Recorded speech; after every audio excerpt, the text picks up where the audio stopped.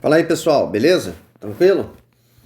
Bom, vamos lá para mais uma aulinha 8 de exercícios aí de modos textuais. Lembrando que a gente está fazendo nessa bateria de exercícios que já está longa, mas é bom para fixar bastante esse conteúdo. A gente está pegando aí os fragmentos de texto, as frasinhas que a gente tem abaixo, claro, não é um texto completo, mas dá para avaliar. A gente está vendo os modos textuais predominantes. Lembrando o que eu sempre tenho lembrado nas aulas anteriores, não vou cansar de lembrar. Aqui a gente está vendo o propósito do texto, do fragmento. Propósito do texto não é ver mente do autor. Você não é micróbio sinapse para entrar na cabeça de ninguém. Tá? Certo? A gente está vendo o propósito, atenção, do fragmento que vai estar na nossa frente.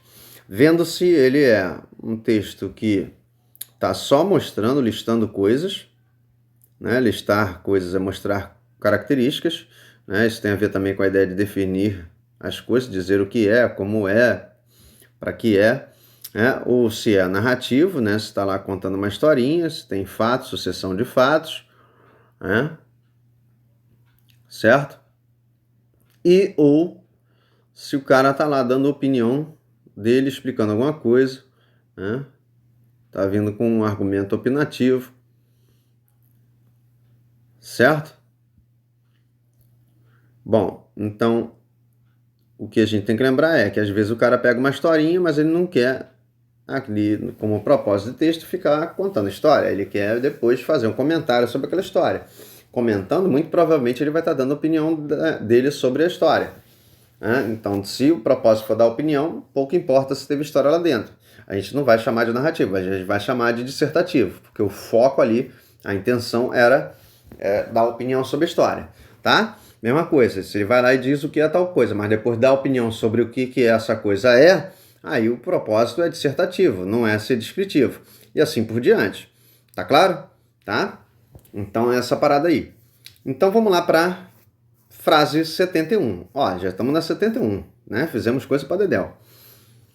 Vamos lá, frase 71 diz: as crianças se espojariam com ela, rolariam com ela. Faltou um Mzinho ali. Rolariam com ela no pátio, num pátio enorme, num chiqueiro enorme. Vamos lá. Qual é o comportamento desse trechinho aí? Aqui você tem as crianças, que você pode entender como personagem, e tem uma tal de ela aí, que a gente não sabe o nome. Quando você tem aqui, se espojariam, as crianças aqui de alguma maneira vão se relacionar com ela. Se espojar é ficar à vontade, alguma coisa do tipo. Rolariam com ela. Bom, se está à vontade, dá para rolar umas cambalhotas aí, em algum lugar. Aqui diz que o lugar é um pátio enorme. E aí, um chiqueiro enorme. De repente, se ela é uma porquinha, não sei. Mas a porquinha se comporta como personagem aí. Então temos aqui personagens, certo? Tranquilo? Temos personagem. Temos o local? Temos lugar. Temos dois lugares. E aí temos a sucessão de fatos, Tem lá rolar, se espojar, depois rolar. É isso? Então aqui tem fatos. Tem dois microfatos aqui. Certo? Bom, galera, se a gente está vendo que tem personagem, tem mostrado lugar, isso aí é uma característica predominante em que tipo de texto? Texto narrativo. Certo?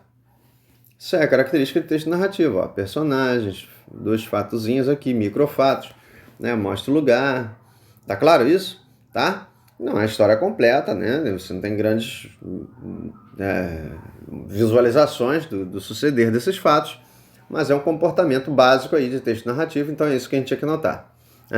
Dissertativo podia ser, ele está lá dando opinião sobre as crianças, sobre lá ou ela, sobre o chiqueiro, sobre rolar, sobre o tamanho do pátio. Não, não está lá dando opinião, nada disso. Está um pouco explicando, justificando essa opinião. Também não estava só te mostrando a situação. né? Tava aí te mostrando que teve dois acontecimentos, espojariam, rolariam, tá? Então é isso. Tá legal? Então tem um sucederzinho de fatos, então não é só uma amostragem. Tem dois acontecimentos ali, um encadeado no outro, tá? Beleza? Então, 71, predominância aí era de texto, né, narrativo. 72. Darcy tinha a pele clara, olhos negros e curiosos, lábios finos e trazia em seu rosto marcas de quem já deixou sua marca na história, isso é, de quem já viveu bastante. Então olha o que ele faz aqui. Ele pega Darcy e mostra o que? Características físicas. Mostra características. No final, uma característica psicológica, né? Características físicas.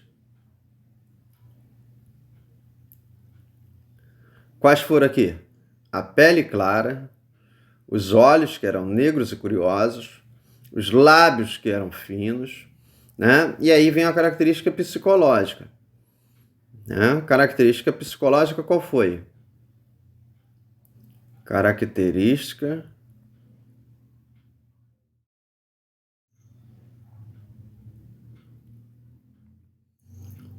psicológica, né? Já subjetiva.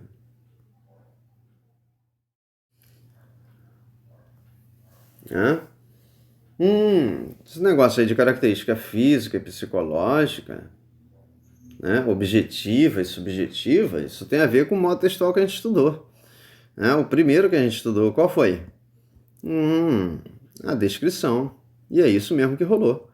Né? Se ele faz listagem de características aqui, o modo textual predominante é o modo descritivo. Né? Repare que ele não dá opinião sobre nada aí, né? Só mostra, né? Já caracterizando. Né? E também ele não conta a história da Darcy. Né? Só fala da aparência dela, né? De uma aparência às vezes psicológica aqui com relação ao rosto. Né? Com relação ao rosto ele não faz descrição se era um rosto comprido, magrelo, gordinho, quadrado, né? Afilado. Né? Vai dizer que o rosto tem marcas que já entraram para a história, né? De quem deixou sua marca na história, de quem fez, de quem aconteceu, de quem viveu, né? O suficiente para não passar a vida em branco, tá? Então 72 era de fato descritivo, não tinha como ser narrativo, não tinha como ser dissertativo. 73. Posso? Então vamos lá. 73 diz: a cabeça parecia ter sido modelada com material de confeitaria. Cabeça de pão. Né? Cabeça, né? Teve molde, formato. Né? Falou de modelar, falou de formato. Aparência. Não é isso? Legal. Aparência de confeitaria. Então tá falando de pão, de bolo, de tortinha, não é isso? Tá. Procurava-se vingar-se dessa circunstância, dando à sua obra traços de caricatura. Né? Então a pessoa, claro, ficou com raiva disso. Né? Procurava-se vingar dessa circunstância de ter aparência de confeitaria, né? Dando à sua obra, o que fez lá, o que executou, a obra tem a ver com a sucessão de coisas que a pessoa construiu, sei lá, né? Traços de caricatura. Mas se vingou dessa maneira, a caricatura normalmente é alguma coisa risível, né? A caricatura serve para rir, é um exagero. Né? Uma pessoa, quando faz a caricatura da outra, ela vai pegar os traços que ela considera exagerados e vai exagerar mais ainda. Né? Normalmente é isso. Mas, enfim, depois dessas breves explicações aí, o que é que aconteceu em termos de modos textuais nesse fragmento, hein? Nesse fragmento, vamos começar pelo último, texto dissertativo. Ele está dando opinião aqui sobre a tal da cabeça aqui. Ele diz da aparência dela, né? Aí ele está mostrando a aparência, né? A aparência, né, modelada tal como confeitaria, tá? Depois fala do comportamento. Depois disso aí, a pessoa aqui, a criatura aqui da cabeça, né, que tem essa cabeça, sei lá o que, procurou se vingar dessa circunstância de ter aí aparência de confeitaria, né? E aí, para melhorar ou piorar a situação, deu traços, deu aparência de caricatura. Enfim, é um fragmento muito pequeno, a gente tem pouca informação aí. Mas enfim, ele não está aqui discutindo nem o formato da cabeça, nem o formato do fato de ser confeitaria, nem a questão da vingança, né? Nem a questão de ter se tornado, né, ter adquirido traços de caricatura. Então não é dissertativo. Ele não conta a história dessa cabeça, então não é narrativo. Então adivinha o que sobrou? Por eliminação, a gente só pode chamar esse fragmento de um fragmento que tem um modo textual predominante que é inerente ao modo descritivo. Tá claro isso? Tá? Então 73, descritivo. Isso aí dava mais trabalho porque é um fragmento meio esquisito, meio vazio, né? Ao mesmo tempo que tem um monte de palavras, meio vazio. Né? A gente não tem muita informação sobre isso aí direito. Né? Mas é essa parada aí. Entendeu? Por eliminação, né? Por que não podia ser dissertativo nem narrativo? Então vamos lá, 7.4. 7.4 diz o seguinte: os apólogos ou fábulas utilizam os animais como protagonistas. Tá. Os apólogos, que têm seres inanimados, né? Pode ser planta, pode ser pedra, pode ser sei lá o quê. Né? E as fábulas, que são contos infantis que têm animais, ele está dizendo que os dois têm animais. Enfim. Então o apólogo também pode ter. Não é isso que você tem que entender? É o que ele está dizendo. Como protagonistas, como personagens principais. Tá. E a gente já falou em outras ocasiões que, né, fábulas são contos que tem de fato animais como personagens, né? Um esquilinho, né? Desenho do Pica-Pau. Desenho do Pica-Pau tem um carazinho de fábula, né? O Pica-Pau é uma ave, né? E tantos outros desenhos por aí afora, tá? Enfim. Então aqui, só para notarmos, protagonistas, não se esqueçam, são os personagens principais, tá? Não se esqueçam disso. Personagens principais. Mas envolve-nos, isso é, nos envolvem de um simbólico, né? Situações simbólicas aqui, são coisas subjetivas, são coisas pessoais, né? Imagens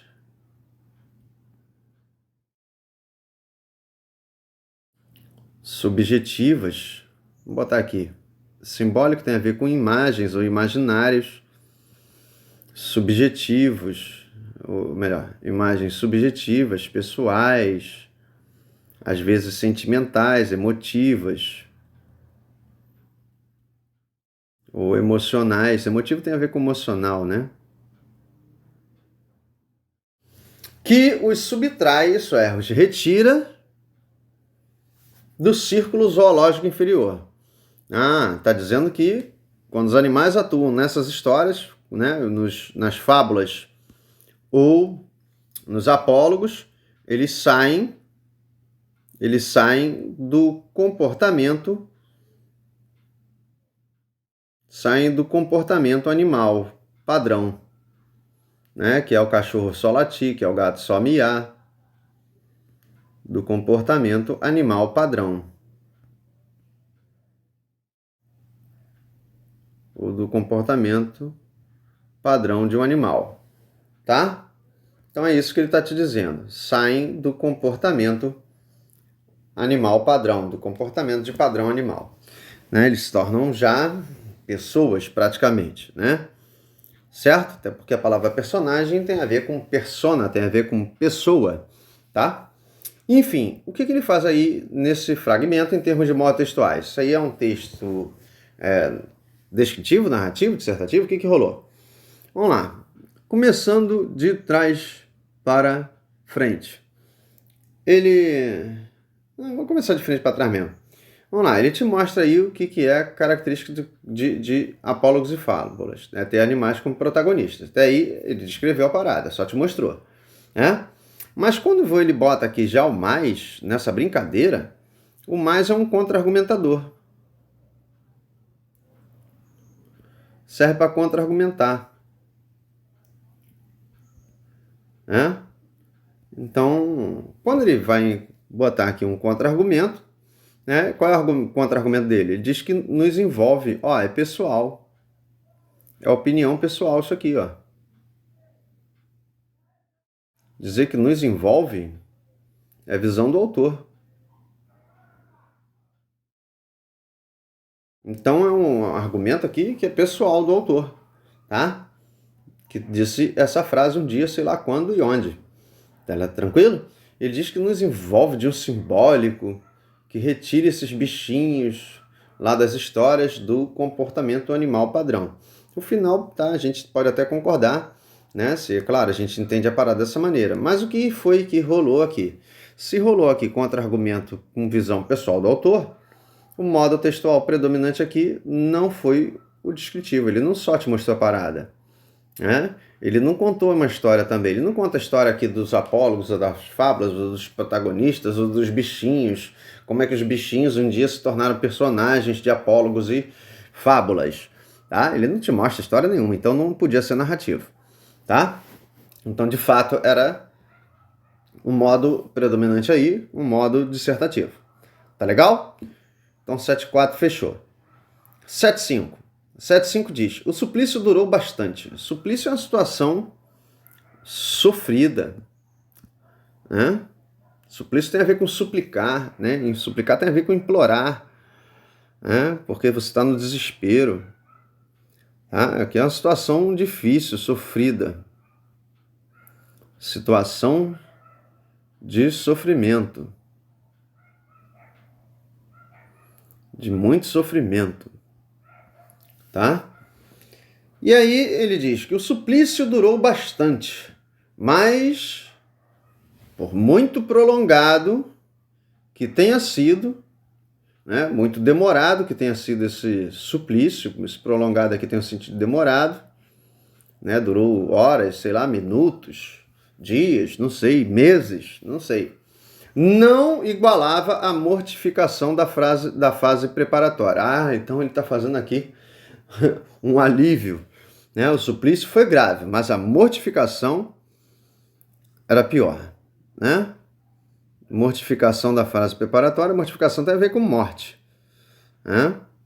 Tem a ver com morrer, certo? Bom, enfim, ele está aqui comparando a situação de um determinado suplício com uma situação de mortificação, né, de uma fase preparatória. Preparatória do quê? Da própria morte? É uma pré-morte que ele está falando? Não sabemos, o texto não nos informa, né? Não sei de onde saiu isso, pelo menos não lembro de onde eu retirei esse negócio aí, tá? Bom, enfim, esse fragmento é um fragmento de que tipo? Bom, ele pega aqui a questão do suplício e diz que durou bastante, né? Isso aí pode pertencer a uma história. Só que, na verdade, o autor, aqui, o narrador, ele vem com uma opinião. O autor ou o narrador, aí depende de como você vai encarar. Onde que começa a opinião? No mais. O mais é um elemento contra-argumentador, né? E ele vai contra-argumentar. Ele bota aqui como elemento de oposição quem? A tal da mortificação em relação ao suplício, né? Ao tempo que levou esse suplício, né? O suplício não igualava a mortificação, né, da fase preparatória. Ah, não, ele está dizendo aqui, na verdade, que a mortificação era pior do que o suplício, né? Por pior que tenha sido o suplício, a mortificação era pior. Ah, lemos agora corretamente, tá? Então é isso aí que ele está dizendo, né, em relação a alguma situação. Pode até estar lendo uma história isso aí, mas só esse trecho, ele serve para mostrar o contra-argumento, né, de que o suplício, por pior que tenha sido, a mortificação era pior, tá? Então, se tem que contra-argumentar, cara, é comportamento que pertence a que modo textual? Ah, contra-argumentar é dar opinião pessoal, né? Querendo ou sem querer vai dar. Então, isso é comportamento de texto dissertativo, tá? O contra-argumentar normalmente indica já uma posição pessoal. Isso é pessoal, isso é opinativo. Né? E opinativo de quem? Do autor, pô. Tá? Vou abreviar aqui o opinativo, opinate. Tranquilo? Beleza? Joia? No caso aqui, se tivesse uma história, seria a opinião do narrador. Mas enfim, se é texto opinativo, esse momento é opinativo. Né? Esse trechinho é dissertativo. Tá? É predominantemente dissertativo. Estou indo para 7,6. 7,6 diz... 76 diz... São as personagens que dão suporte à história, tecendo... palavra bonita. Pequenas ações em torno das personagens principais. Então vamos lá, ele está falando de quem aqui? Da importância das personagens. Dentro de quem? Da história. Porque ele fala que dão suporte. Né? Esse tecendo aqui é construindo. Né? Construindo, montando. Montando pequenas ações, construindo pequenas ações. Né? Então os personagens vão de ação em ação, açãozinha por açãozinha, em torno das personagens principais. Tá? Aliás, aqui ele não falou, mas eu acho que ele está fazendo uma contraposição. Né? Se quiser, acrescenta aí. Aqui ele deve estar falando de personagens secundárias. Né? As personagens secundárias, que são as menos importantes, acrescenta aí, que eu acho que faz mais sentido. Né? Personagens secundárias vão dar suporte à história. Certo? E aí vão construindo, né, de grão em grão as ações em torno dos personagens principais, que são os mais importantes. Acho que faz mais sentido assim. Então, bora lá. Independente de ser personagem principal ou secundário, esse texto aí é predominantemente o quê? Né? Ele se comporta como sendo predominantemente o quê? Ele diz que personagens secundários dão suporte à história. Daí, tudo bem. Né? De fato dão, assim também as principais. Né? Mas dão suporte à história, ele explica esse negócio. Né? Tecendo pequenas ações, construindo pequenas ações em torno das personagens principais. Então ele te mostra, ele apenas te mostra o papel, a função, ou a função das personagens secundárias.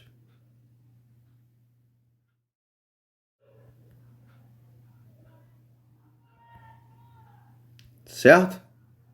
Se ele te mostra isso, repara que ele não dá opinião sobre isso. Se não dá opinião, não podia ser dissertativo. Né? Nem contou a história de como surgiram as personagens secundárias dentro das narrativas, dentro das histórias. Então, se ele não te conta isso, também não narrou. Então, o que ele fez aqui? Ele apenas descreve o papel das personagens secundárias. Se apenas descreve, se apenas mostra, é descritivo. Tá? Tranquilo? Beleza? Então essa parada aí. 76, só isso. 77. Frase 77 diz: clarinete. Clarinete, já põe na cabeça. É aquele instrumento de sopro marretinho, né? Como se fosse uma corneta comprida. Para quem não lembra, é como se fosse uma corneta comprida, com quase, 2 palmos. Né? Perto de 2 palmos, por aí. Tá? É como se fosse uma flauta mais gordinha. E no final tem aquela cornetinha, certo? Na ponta. Uma parte para soprar, a outra tipo, na outra ponta, onde sai o som, é tipo uma cornetinha. Bom, o que ele fala aí? Clarinete. Um elemento clássico e imprescindível no concerto, né? Em orquestra, né? O clarinete, um elemento clássico e imprescindível num concerto, o clarinete, com seu timbre aveludado, é o instrumento de sopro de maior extensão sonora. Tá. Ele faz o que aí? Ele bota lá um item, que é o clarinete, e aí fala o que é esse item, que é um elemento clássico, isso é bem antigo, e imprescindível, né? Que não pode faltar. Imprescindível que não pode faltar, que você não pode retirar. Tá? Num concerto, numa orquestra, tá? Esse elemento, o clarinete, que é imprescindível, que é um elemento clássico, tem um timbre e ele descreve o timbre. Bom, ele te mostra como é que é o timbre. E ele te diz no final que é um instrumento de sopro. Eu já até te falei qual é o formato dele, caso você nunca tenha visto ou não se lembrasse ou confundisse com outros. É um lembrete, é um instrumento de sopro de maior extensão sonora. Né? Aqui não está falando do tamanho físico dele, está falando que o som pode se alongar, se demorar, né? Mais tempo sendo, sei lá, soprado. Enfim, enquanto está sendo soprado. Tá? É isso que ele está dizendo. O que ele te mostrou aqui? Aliás, ele só mostrou. Ele só mostra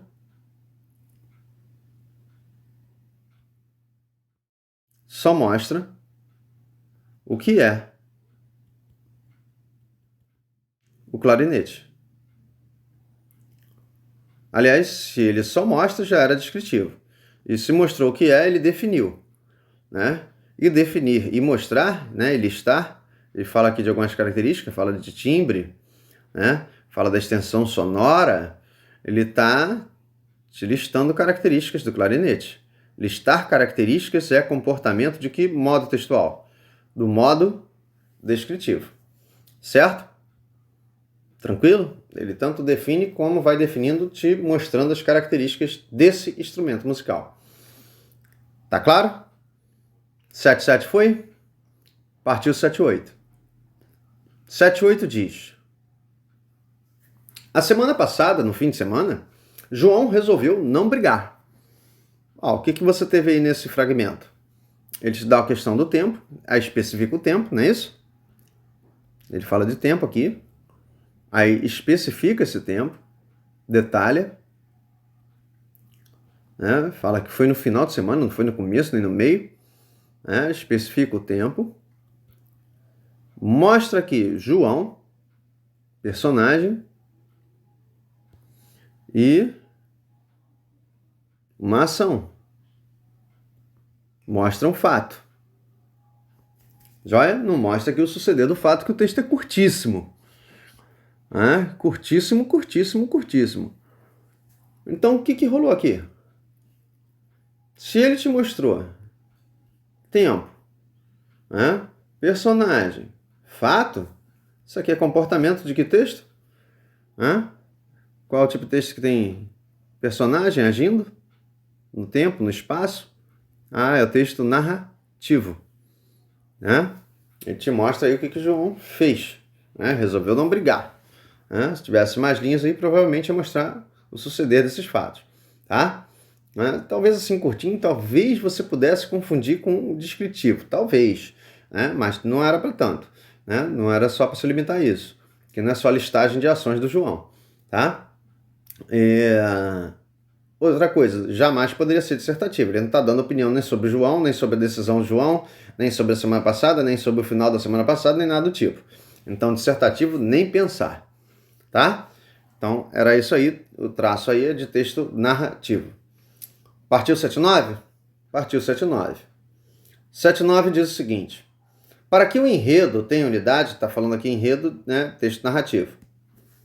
Enredo está falando da história. História, narração. É disso que se está falando. Narração. Vou botar narrativo. Bom. Para que o enredo tenha unidade, isso seja homogêneo, seja todo fragmentado, acho que é isso que ele quer dizer, os fatos aí da história devem estar interrelacionados. Um tem que ter a ver com o outro. Relacionado entre os outros. De tal modo que uns sejam a consequência ou efeito dos outros. Então ele está dizendo que os fatos têm que ser o fato 1 da história, do enredo, leva ao fato 2, que leva ao fato 3, que leva ao fato 4 e assim por diante. É isso que ele está falando aí, é isso que a gente tinha que entender, tá? Numa história, no enredo, os fatos têm que estar interrelacionados, um preso ao outro, sendo que o antecedente gera o subsequente, o antecedente gera o subsequente, o anterior gera o posterior, O anterior gera o fato seguinte, que gera o fato seguinte, que gera o fato seguinte, que gera o fato seguinte, até chegar ao final da história. É isso que ele está dizendo. Te expliquei o texto, mas vamos lá. Qual é o modo textual predominante aí? O que ele coloca aí na sua frente, né, é mostrar em parte um assunto, né? Ele te mostra aí, está falando do enredo. E aí o que ele faz? Ele mostra o comportamento dos fatos.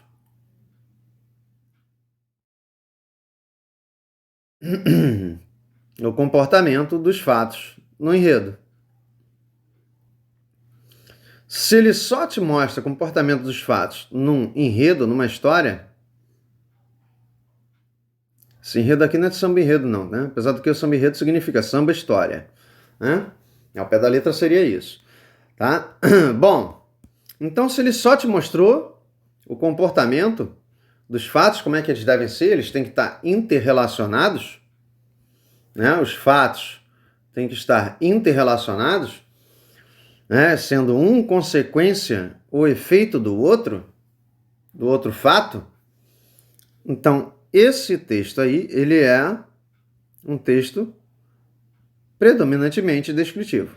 Ele não dá opinião sobre se está interrelacionado é bom, ruim, absurdo, não absurdo, interessante, legal, bacana, genial, fantástico, fabuloso. Ele não fala isso, nem vai explicar isso.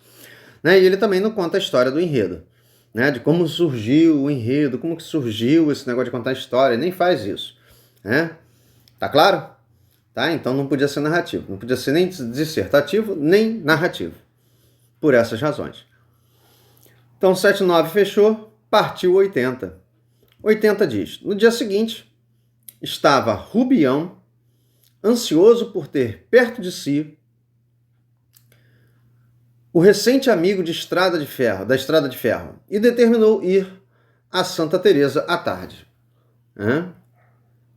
Vamos lá, o que rolou aí nessa parada? Aqui ele bota, no dia seguinte, tem tempo aqui. Né? Isso é já bom observar. Ele diz lá do tal do Rubião, onde ele estava. Onde é que estava? Ele estava na Estrada de Ferro. Ou estava num lugar qualquer que ele não diz. Não, o amigo é que é o amigo da Estrada de Ferro. Ah, tá. Estava Rubião ansioso. Ele descreve aqui o comportamento do Rubião. Certo? Estava o Rubião ansioso por ter quem perto de si? Um recente amigo. Opa, tem outra pessoa. Rubião e o amigo são duas pessoas, são personagens. Tá claro isso? Personagens. Né? Se o Rubião estava na Estrada de Ferro, eu não sei. Mas sei que ele já foi na tal Estrada de Ferro, porque ele, né, adquiriu um amigo lá. E determinou ir, né, isso combinou, falou que ia a Santa Teresa à tarde. Né, tem um outro lugar para ir. Né? E ainda diz que momento é que ele vai à tarde. Outra instância de tempo. Certo? Ora, galera, tendo aí personagens, tempo, mostragem de lugar, esse fragmento aí é um fragmento que apresenta características de que modo textual? Predominantemente. Isso aí é comportamento clássico de texto narrativo. É uma passagenzinha que pertence a texto narrativo. Né? E mostra a sucessão de fatos. O cara estava ansioso, né? Por estar ansioso, determinou que, né? Decidiu. Esse determinar tem a ver com decidiu, né? Tem a ver com a ideia de decidir. Decidiu ir a Santa Teresa à tarde. Certo? Então ele tem uma tomada de decisão, tem uma sucessão de fatos aí por causa da ansiedade do tal do Rubião. Tranquilo? Então fechamos 80. Qualquer dúvida, volta e assiste o vídeo de novo. Valeu? Fui!